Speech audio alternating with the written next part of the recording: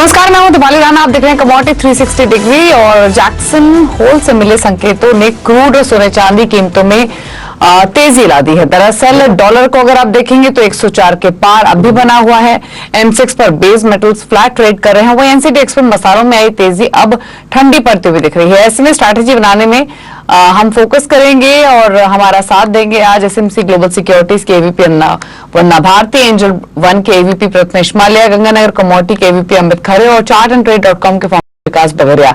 आप सभी का स्वागत है इस शो में। और इस सेगमेंट के प्राइस सेक्शन को अगर हम देखेंगे तो काफी मिला जुला ट्रेंड देखने को मिल रहा है, लेकिन एक चीज क्लियर है कि जो सारा फोकस है वो एनर्जी बास्केट पर स्पेशली बना हुआ है। तो शुरुआत एनर्जी पैक के साथ ही करेंगे, जहां पर इस समय अगर आप घरेलू बाजार में भी देखेंगे तो कच्चा तेल 6600 के ऊपर कारोबार कर रहा है। वहीं नेचुरल गैस की कीमतों में 3% की तेजी है, 226 के लेवल्स देखने को मिल रहे हैं। लेकिन अगर इंटरनेशनल मार्केट्स में देखेंगे आप ब्रेंट, तो इस समय फ्लैट ट्रेड कर रहा है, लेकिन $80 के ऊपर डिसाइसिवली टिका हुआ है और $85 के क्लोज फिलहाल कारोबार कर रहा है। वरना कच्चा तेल और नेचुरल गैस दोनों पर ही आपका सजेशन क्या है? क्योंकि अगर हम टेक्निकली देखें तो दोनों ही पॉजिटिव टेरिटरी में है, स्ट्रेंथ यहां से रिफ्लेक्ट हो रही है। लेकिन कंसीडरिंग आगे का इंटरेस्ट रेट सिनेरियो को लेकर, जैसे जैक्सन होल में कहा गया है कि रेट हाइक्स फर्दर हो सकते हैं, डॉलर इंडेक्स की मूवमेंट भी आप देख रही हैं, क्या लग रहा है आपको? आपका व्यू क्या है यहां से कच्चे तेल पर?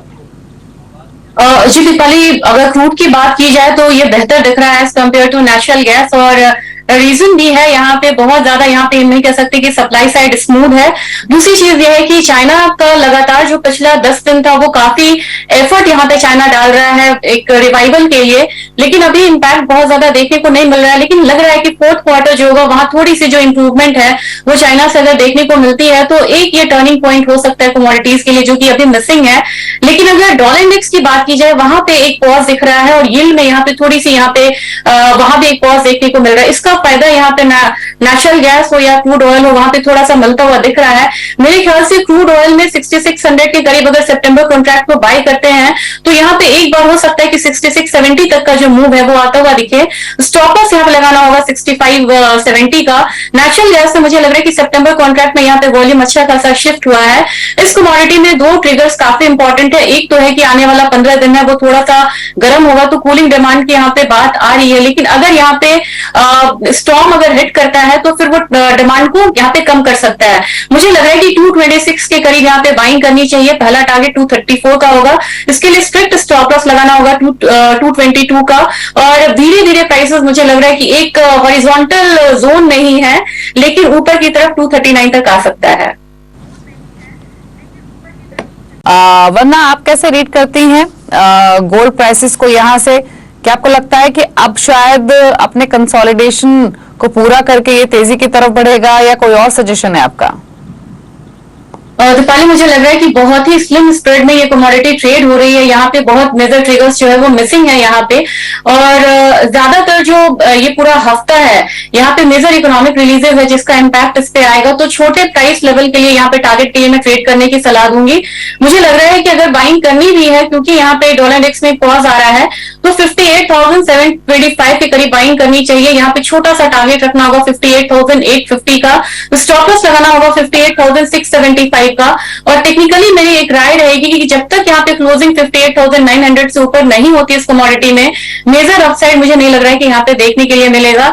तो एक जोन में ही यहाँ पे मुझे लग रहा है कि ये कमोडिटी है। नीचे की तरफ अगर थोड़ा सा मूव आता है तो फिर हम 58,400 का लेवल देखेंगे। तो बाइंग करनी है, लेकिन छोटे प्राइस टारगेट के लिए यहाँ बाइंग करनी चाहिए।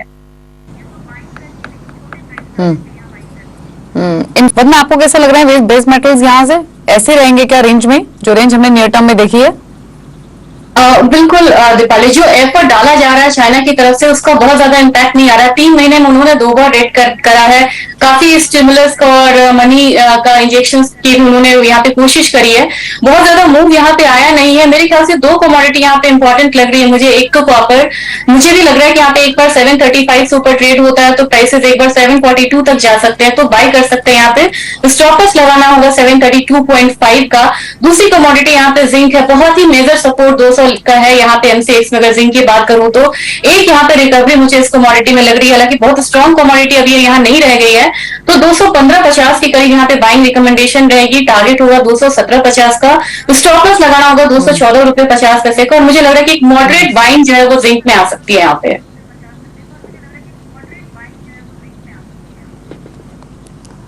ओके, आप देखें कमोडिटी 360 डिग्री, 4 मेहमान हमारे साथ मौजूद हैं और अब फोकस करते हैं एग्री कमोडिटीज में। सबसे पहले टर्मरिक आपके स्क्रीन पर लेकर आते हैं, जहां पे 6% का स्लाइड देखने को मिल रहा है। ऑलरेडी हमने प्रीवियस सेशन में प्राइसेस थोड़े तेज देखे थे, थोड़ी limited availability of quality turmeric की थोड़ी सी चिंता थी, लेकिन एकाएक जो स्लाइड आया है इसके पीछे कारण क्या है और क्या प्राइसेस यहां से और नीचे जाएंगे, इस पर एक राय ले लेते हैं। वरना क्विकली आप कैसे देखते हैं टर्मरिक को, क्या वजह आपको दिख रही है इस फॉल के पीछे? यहाँ पे 2-3 चीजें काफी इंपॉर्टेंट है, जो इनफैक्ट पूरे स्पाइसेस काउंटर में ही देखने को मिल रहा है। मुझे लग रहा है कि यहाँ पे एक तो हायर प्राइस पे सबसे ज्यादा एक्सपोर्ट यहाँ पे वो इफेक्ट हुआ है, और दूसरी बात यह है कि थोड़ी सी जो भी बारिश हुई है, जैसे तेलंगाना में बारिश हुई है, उससे एक जो फेयर फैक्टर था वो ईज हुआ है यहाँ पे, कि प्राइसेस जो है वो जो यील्ड है उस पर बहुत ज्यादा इंपैक्ट नहीं आएगा, तो वो भी एक देखने को मिल रहा है। अक्टूबर कॉन्ट्रैक्ट में मुझे लग रहा है कि एक फॉल यहाँ पे आना चाहिए, 15,200 के करीब ये ट्रेड हो रहा है। यहाँ पे मुझे लग रहा है कि एक फॉल आएगा तो एक बार ये लेवल टूटता हुआ मुझे दिख रहा है, और मुझे लग रहा है कि नीचे 14,700 का जो लेवल है वो यहाँ पे आ सकता है। स्टॉप लॉस इसके लिए लगाना होगा 15,350 का, और एक लोअर सर्किट लगा है, तो हो सकता है कि कल के दिन में एक डाउन साइड जो है और देखने को मिले, उसके बाद एक जंप आता हुआ दिख सकता है इस कमोडिटी में, लेकिन फिलहाल करेक्शन है। ग्वारपैक पर क्या सजेशन इस तरह से? दीपाली, मुझे लग रहा है कि यहाँ पे एक करेक्शन जो है वो ड्यू है, हालांकि काफी पॉजिटिव यहाँ पे फंडामेंटल्स हुए हैं। सप्लाई साइड यहाँ पे थोड़ा सा कम हुआ है गम में, लेकिन डिमांड यहाँ पे बढ़ा है, गोंद इंडस्ट्री से भी यहाँ पे डिमांड बढ़ा है। मेरे ख्याल से अभी जो है वो एक करेक्शन ड्यू है 12,785 के करीब करंट मार्केट प्राइस पे। इनफैक्ट मैं यहाँ पे सेलिंग की सलाह दूंगी। मुझे लग रहा है कि 12,600 तक प्राइसेस इजीली यहाँ पे आ सकते हैं। स्टॉप लॉस लगाना होगा 13,000 का। गॉड सीट में भी इनफैक्ट मुझे लग रहा है कि 6194 के करीब अभी सितंबर कॉन्ट्रैक्ट चल रहा है, वहां से एक फॉल अभी आपने यहाँ पे फिर डीप होगा, तो 6200 के करीब यहाँ पे सेलिंग की सलाह दूंगी। मुझे लग रहा है प्राइसेस नीचे की तरफ 6050 तक आ सकते हैं, तो स्टॉप लॉस यहाँ पे लगाना होगा 6375 का। ओके, तो ग्वार सीड ग्वार गम में भी बिकवाली की सलाह है, और स्पाइसेस के पैक में भी जैसे वंदना ने भी कहा, अमित ने भी कहा कि टर्मरिक या फिर धनिया यहाँ से और नीचे आ सकते हैं, और इनफैक्ट वो वीकनेस प्राइसेस में देखने को मिल भी रही है। शुक्रिया विकास, अमित, प्रथमेश और वंदना, आप सभी का आने के लिए शो में और हमारे व्यूअर्स की हेल्प करने के लिए, इस हफ्ते की स्ट्रैटेजी बनाने के लिए। Thank you so much. इसी के साथ एक ब्रेक के उस बार भी खबरें जा रही है CNBC आवाज पर। नमस्कार।